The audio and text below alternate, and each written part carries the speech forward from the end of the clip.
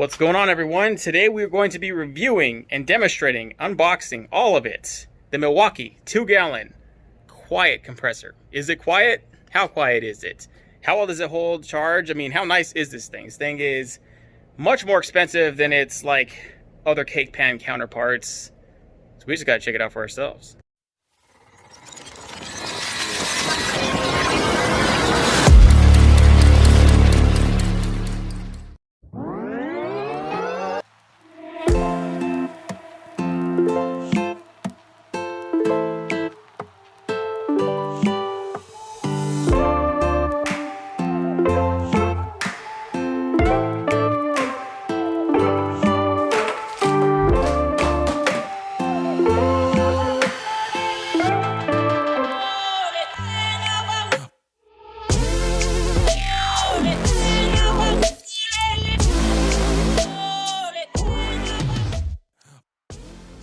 That was just the air filter we installed right there in the left hand corner.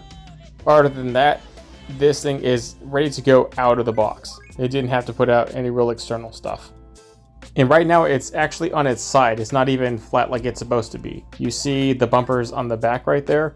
So this thing lays flat, but I have it up here like this just to show you one of the reasons I really paid for this. The storage, the usefulness of this thing being an almost rectangular shape, my ability to store it in my tool storage later on in my small garage. It's a big giant reason why I got this.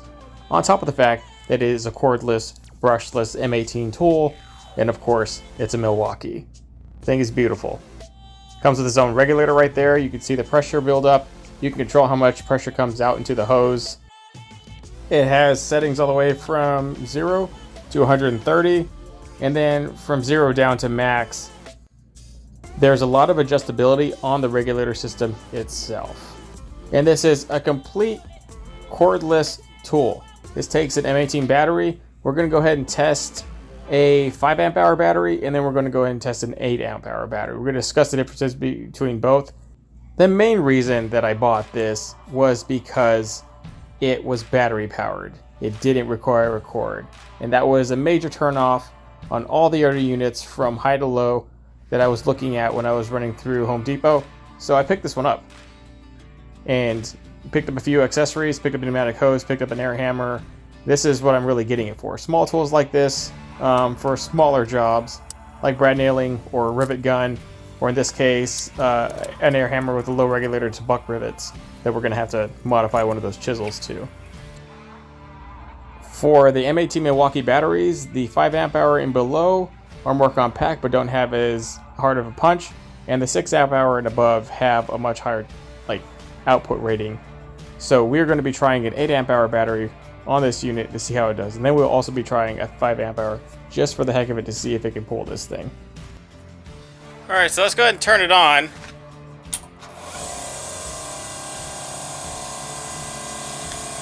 That thing is quiet. I mean, I had these earphones on, but I thought it was going to be loud. That thing is abysmally quiet. It doesn't sound like nothing. That's a brushless motor. Man, that's quiet. So my microphone was having some issues, but we are going to go ahead and give this thing a full charge and let it go all the way up and pressure up, and let's see what it caps out at.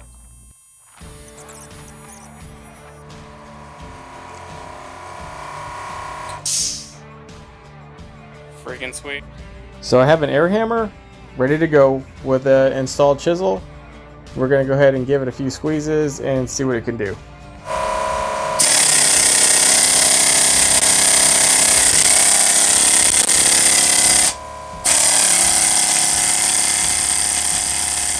So this unit at least held pretty steady when I put it on the regular. Yeah, the tank dropped.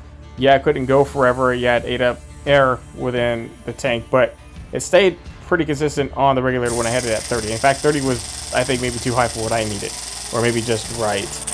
Don't need much higher than that. I know I need it higher at other points for certain other things, but that was pretty good. That's exactly what I need it for. And the fact that it has its own built-in regulator, and I have to get another regulator and attach it to the gun itself, pretty excited.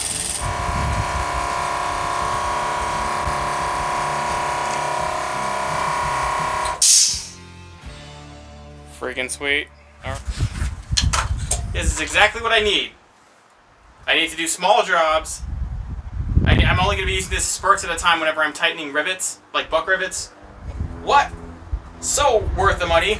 Obviously, it's quite expensive compared to like the average corded one, but considering the portability and the way it's shaped and your ability to store it, like I can store this and it'll go right in with all my pack out stuff. Like it'll fit right in my tool storage lockers that I have in my areas. It'll go right in there. Like finally, I don't have to deal with some of these things. I just had it on there for a little bit. Let's see what it did to the battery. Battery's still full. Battery is still 100% full. So, and that's an 8 amp. Maybe it can run off a 5 amp. Let's go test it with a 5 amp hour battery, a brand new one. And let's see what it can do. So this is a 5 amp hour battery. I would run this on most of my like drills and drivers and smaller tools, and it does just fine. But the difference between a 5 amp hour and a 6 amp hour battery, the power output is substantial. It is immediately noticeable. The 6 amp hour and above batteries generally put any Milwaukee tool like way above whatever it would do with a 5 amp. But just for, you know, example's sake, let's try out the 5 amp and let's see if it'll actually kick that motor on and see if it'll get it up to its full charge. And let's see how long it will go before we kind of lose a kaput and you have to kind of stop the gun for it to recharge.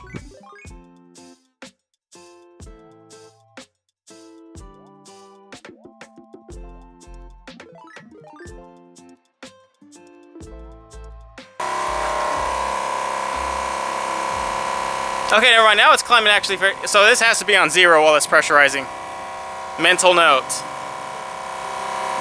Actually, it's climbing all the way up now. Once I took it off the reg, it's actually really climbing pretty fast now. Not as fast as the 6 amp hour and above, but still, it's carrying it. It's gonna make it all the way.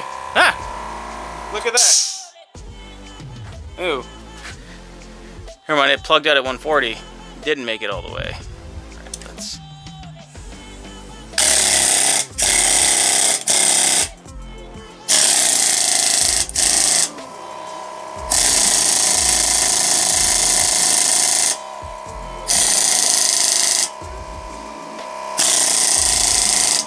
Will it keep up?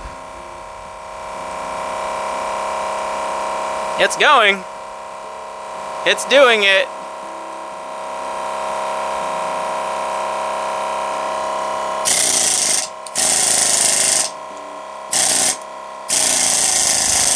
No, it drops a lot.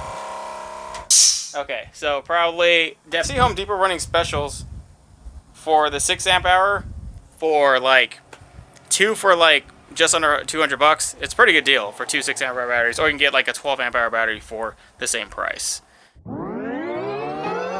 So if you had like a brad nailer or like a pneumatic rivet gun, or in that case an air hammer where you're just using it sporadically and it has times to recharge on the 6 amp or above battery, it will definitely do pretty well. We saw it struggle on the 5 amp hour. The 5 amp hour did get it up, so if you wanted it for like super single use, obviously when you pulled it, its recharge, like you can only go so far up that regulator before it started to really cap out. Even at the 30, which is like its lowest setting, it started to phase out. So if you wanted to like constant recharge, you'd have to keep upping the regulator while you're using the tool to get any sort of real time out of it.